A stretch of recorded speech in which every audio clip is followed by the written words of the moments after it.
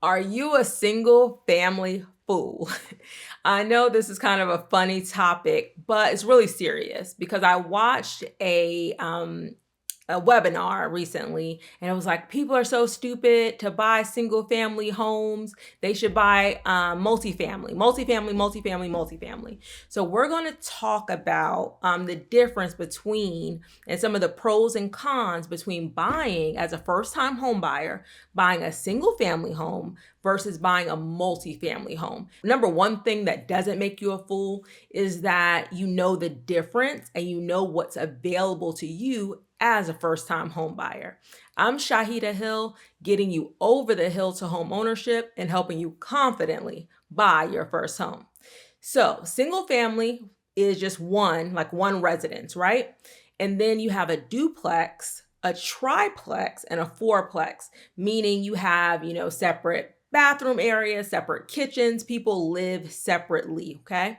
And this is an option for you as a first-time home buyer using some of the standard loans. So you can use a conventional loan with a low down payment. You can use an FHA loan with a low down payment and some of the other government products as well. And you will actually qualify for more because the lender will factor in the rent as income. So if you're, for example, going to get a triplex, so 3 units, if you're going to buy something that's 3 units, and say for easy math, the two of the units you're going to rent out for $1,000, they will add 75% of that income that you would receive. So that'll be $750. They will add that income to your income every month, assuming that you're going to get at least 75%. There might be some times when they're not going to be occupied. That's why they don't give you the entire 100%. But because they're adding that to your income, then you're actually going to qualify typically for more than you would qualify for if you were focused on a single family home. So you have to just know. So the first thing that does not make you a fool, that you know as a buyer, it doesn't have to be a first time buyer, but as a buyer, that you could purchase a single family home, you could purchase a duplex, you can purchase a triplex and a fourplex the same way, okay? The same way. And in actuality, you would qualify for more if you purchased a multifamily home. After you get above 4 units, it becomes more commercial, and so you do need to have, more funds, more down payment, all of that kind of stuff. But when we get up to a single family, duplex, triplex, and fourplex, you can purchase them basically the same way. There's just one thing that you have to do, and we're going to go over these pros and cons. You have to live in one of the units for at least 1 year because you're doing an owner occupant mortgage. So the reason why FHA has such a low down payment, or conventional for owner occupied has a low down payment, is because they know you're going to live there. So your single family, you have to live there. There's only one family that can live there, right? So you have to live there. So if you're going to buy a duplex, you have to live in one side of that duplex. If you're buying a triplex, you have to live in at least one of those 3 units. And if you're buying a fourplex, you have to live in one of those 4 units for at least 1 year. After a year, you could rent out your unit as well and perhaps buy a single family home. Okay. Now let's go over some of the pros and cons of this type of strategy. So the pros are you qualify in the same way, and you fill out the same application. You would just tell the lender, I'm looking to do a duplex or a triplex, and they'll, speak to you about how that works. Another pro is the other units can help you pay your rent, and that would build wealth because your mortgage, your housing is the largest expense that most people have. So if you have these other renters paying for you to live, that's a huge benefit. So if, say, you have a fourplex, you're living in 1 unit, I'm sure those 3 people, if you're charging them market rate, they're probably going to be able to cover your entire mortgage expense, and perhaps you'll even be making money. Okay. And if you choose to, after that first year, to move out, rent out your unit as well, then you have your first investment property that's multi-unit. And so that's going to generate cash flow for you over time, right? Okay.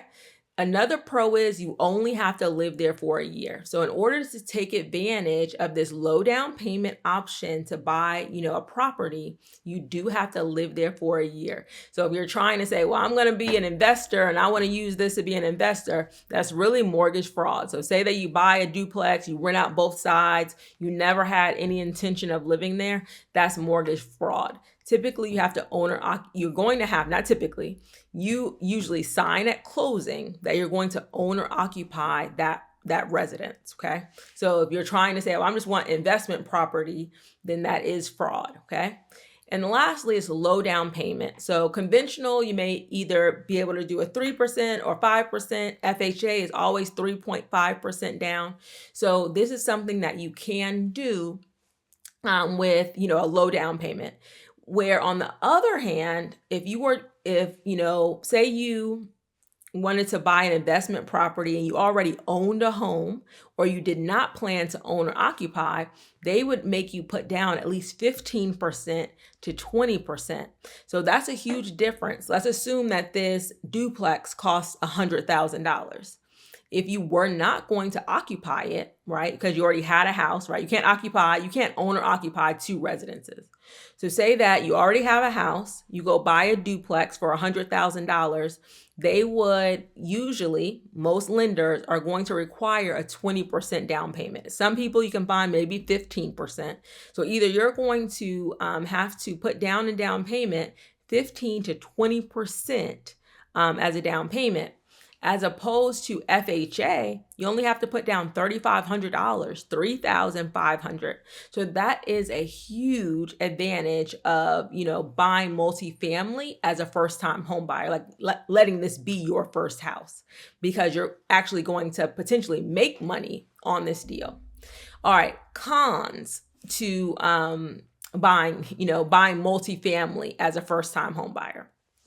The con, kind of the pro and the con, you have to live there for a year. So if you're thinking that, like I said, you'll just use this as an investment property from the beginning, you probably shouldn't do that. You need to plan to live there for a year. And sometimes, to take advantage of the multifamily opportunity, it may not be in a neighborhood that you want to live in. It may not be in your ideal area, but you're like, okay, in order for me to make money, maybe build this wealth and get this income from these units, I'm going to make the sacrifice of living here for a year. But it is a sacrifice. Like, this is something I definitely would have done in my 20s, but in my age now with children, I wouldn't do, because, they're going to limit, at least in Georgia, multifamily is not everywhere. So some of the areas that have the most potential may not be where I want to live in Atlanta. And this could vary nationwide, right? Because New York, New Jersey, they're more common, they're in more neighborhoods. And then I don't know if I would want my family living that close to another family. Another con is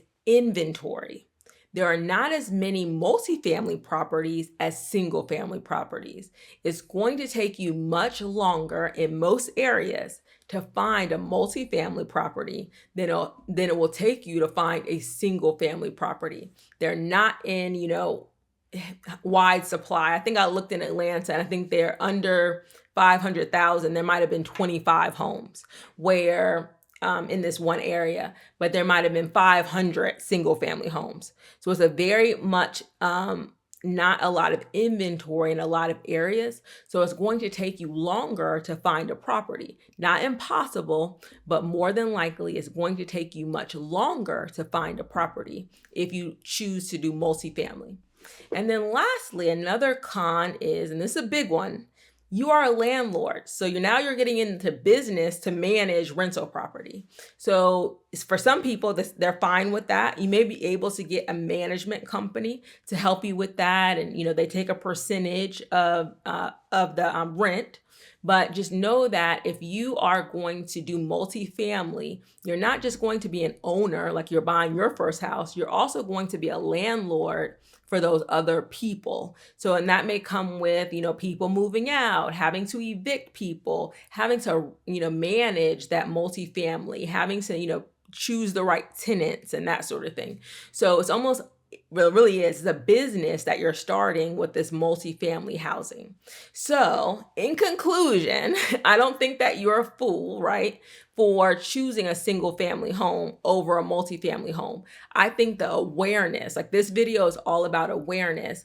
I think that first time home buyers definitely need to. And I did a video a while ago about this, but it doesn't have many views. So I'm trying it again. I think there needs to be a more of an awareness that first time home buyers have this option to do multifamily. And sometimes it's just as easy to do multifamily or to qualify for a multifamily as it is to qualify for single family. So if you have any questions, I have my first time home buyer guide in the description. Make sure you don't buy a house without it. If you have any questions, please put it in the comments and I'll be sure to answer them. Please like and subscribe to my channel for new videos every week.